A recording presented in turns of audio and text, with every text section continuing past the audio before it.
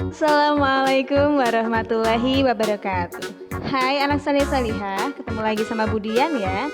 Hari ini kita akan belajar PPKN yaitu pada tema 1D subtema 2 dengan materi mengulang aturan di rumah, kalimat permohonan izin, dan juga kalimat permintaan maaf.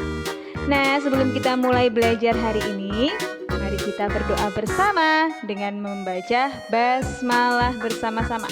Abata Bismillahirrahmanirrahim.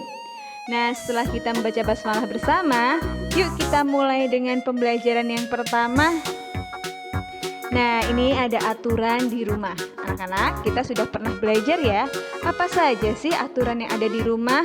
Seperti pada gambar di layar, anak-anak dapat melihat ada banyak sekali kegiatan yang merupakan aturan yang dapat kita lakukan di rumah. Seperti bangun pagi, sholat berjamaah, membantu orang tua di rumah, kemudian sekolah, rajin belajar, rajin mengaji, dan sebagainya. Nah, dari semua aturan yang ada di rumah, alangkah baiknya jika kita selalu mengikuti aturan yang ada. Mengapa sih kita harus mengikuti aturan yang ada? Karena dengan hidup teratur membuat hidup kita menjadi nyaman. Jadi anak salih-salihah, yuk terus tertib mengikuti aturan yang ada di rumah supaya hidup kita menjadi nyaman dan menyenangkan. Oke anak-anak, kita lanjut ke materi berikutnya ya.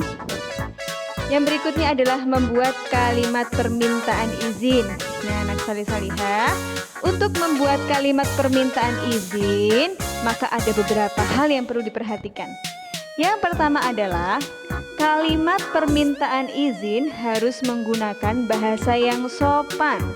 Kemudian, kalimat permintaan izin pula dilakukan ketika kita tidak bisa melanjutkan atau mengikuti suatu kegiatan karena ada hal yang mendesak yang harus kita lakukan.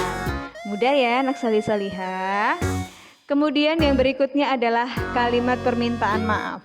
Nah, untuk kalimat permintaan maaf harus dengan bahasa yang sopan. Seperti pada kalimat permintaan izin. Kalimat permintaan maaf dapat dilakukan ketika melakukan kesalahan atau kita tidak bisa menyelesaikan maupun melakukan kegiatan yang sudah diperintahkan atau dijanjikan. Kemudian, kalimat permintaan maaf juga dapat dilakukan ketika kita akan menyela sebelum melakukan suatu permintaan izin. Nah, anak-anak, berikut ada contohnya. Terdapat sebuah percontohan, yaitu seorang siswa hendak meminta izin ke kamar mandi kepada ibu guru untuk buang air kecil ketika pembelajaran sedang berlangsung.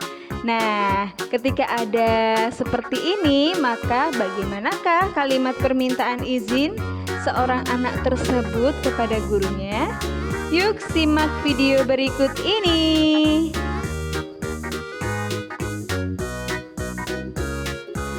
Nah, anak-anak, itu materi yang Budian dapat sampaikan ya. Maaf Bu Guru, saya menyela sebentar. Baik, ada apa nak? Saya minta izin ke kamar mandi Bu Guru untuk buang air kecil. Baik, silahkan nak. Terima kasih Bu Guru. Sama-sama.